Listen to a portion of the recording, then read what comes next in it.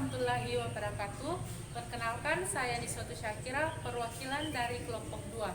Pada kesempatan kali ini, kelompok kami akan memberikan penjelasan mengenai alat-alat laboratorium yang terbuat dari bahan porselen. Pada kesempatan kali ini juga, kelompok kami akan memperkenalkan alat-alat laboratorium yang terbuat dari bahan porselen. Namun, tidak hanya itu, kami juga akan menjelaskan fungsi dan penggunaannya serta perawatan dan cara mensterilisasikan alat-alat laboratorium yang berbahan porselen ketika telah digunakan. Alat-alat yang akan dibahas adalah crucible, mortar dan alu, corong Buchner, plat tetes, dan cawan porselen. Untuk lebih jelasnya mengenai alat-alat yang berbahan porselen di laboratorium, mari simak video kami berikut ini. Alat yang berbahan porselen adalah crucible. Crucible laboratorium atau cawan crucible adalah alat yang menyerupai gelas kecil dengan penutup di atasnya. Fungsi crucible adalah sebagai wadah sampel pengujian yang menggunakan metode pemanasan. Alat ini sebenarnya memiliki kegunaan yang hampir sama dengan cawan porselen. Namun, tungku crucible ini lebih umum digunakan sebagai wadah sampel pada proses pengabuan pada furnace. Alat laboratorium yang terbuat dari bahan porselen adalah mortar dan alu. Mortar adalah mangkuk kecil yang terbuat dari keramik porselen. Biasanya alat ini memiliki tingkat ketebalan di atas 10 mm agar tahan terhadap tekanan atau uletan dari alu. Fungsi mortar ini sendiri sebagai wadah atau tempat sampel yang akan dihaluskan oleh alu. Sementara itu, alu adalah alat laboratorium yang menyerupai uletan dapur, hanya saja bentuknya yang lebih kecil dan terbuat dari porselen. Fungsi dari alu itu sendiri sebagai alat penumbuk sampel yang akan dijadikan objek penelitian, misalnya untuk menumbuk obat-obatan di laboratorium farmasi dan berbagai objek lainnya yang akan menjadi sampel pengujian di laboratorium nantinya. Perlu diingat bahwa jika mortar dan alu adalah alat laboratorium yang sifatnya saling melengkapi antara satu dengan yang lainnya, maka penggunaan alat laboratorium ini tidak boleh terpisahkan.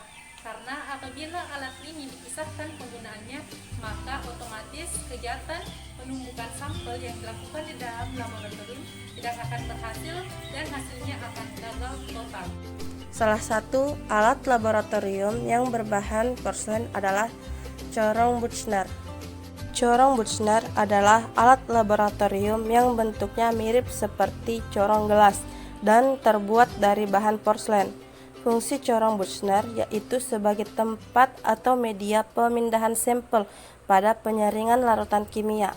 Penyaringan menggunakan corong Buchner juga membutuhkan kertas saring berpori mikron agar dapat menghasilkan kemurnian dan kejernihan filtrat yang sempurna. Biasanya corong Buchner digunakan pada proses filtrasi menggunakan instrumen vakum. Proses filtrasi menggunakan vakum akan jauh lebih cepat dan efisien daripada menggunakan cara manual. Satu alat laboratorium yang terbuat dari porselen adalah plat tetes.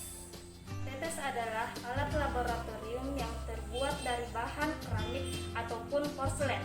Namun umumnya plat tetes terbuat dari bahan porselen.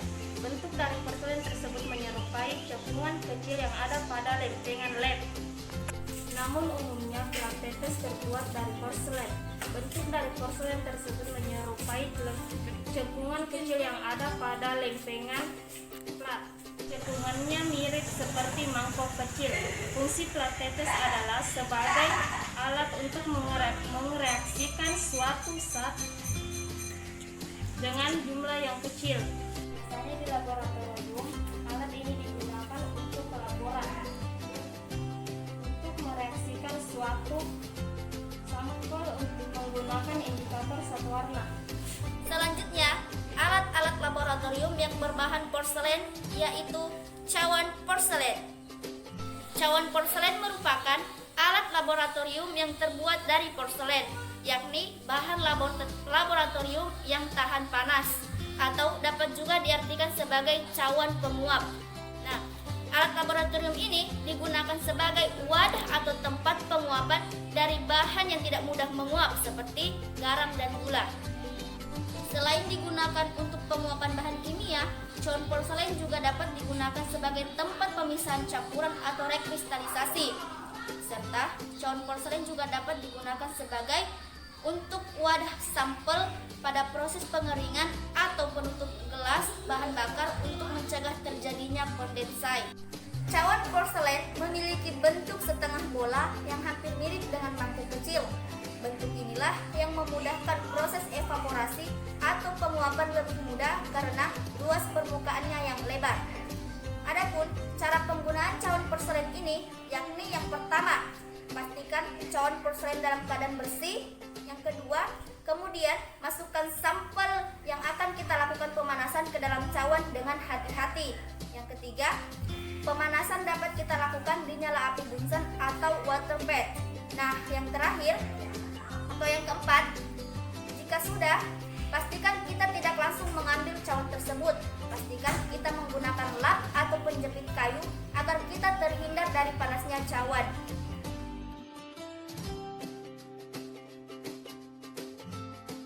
Baiklah, di sini saya akan menjelaskan cara perawatan dan mensterilisasikan alat-alat laboratorium berbahan porselen.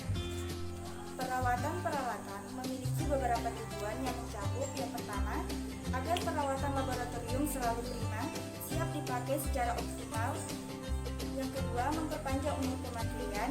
Yang ketiga, menjamin kelancaran kegiatan pembelajaran. Yang keempat, menjamin keamanan dan kenyamanan bagi para pemakai. Yang kelima, mengetahui kerusakan secara dini atau gejala kerusakan. Yang keenam, menghindari terjadinya kerusakan secara mendadak. Dan yang ketujuh, menghindari terjadinya kerusakan fatal. Ada 3 prinsip yang perlu diperhatikan dalam penyimpanan alat di laboratorium. Yang pertama, aman. Yang kedua, mudah dicari. Dan yang ketiga, mudah diambil. Adapun cara untuk mensterilisasikan alat-alat yang berbahan porselen adalah dicuci dengan menggunakan air dan sabun untuk menghilangkan beberapa zat, serta juga dapat dilakukan pemanasan terhadap alat yang berbahan porselen agar mendapatkan kebersihan yang lebih optimal. Itulah tadi penjelasan dari kelompok kami mengenai alat-alat laboratorium yang berbahan porselen, mengenai fungsi, penggunaannya, perawatan, dan cara mensterilisasikannya.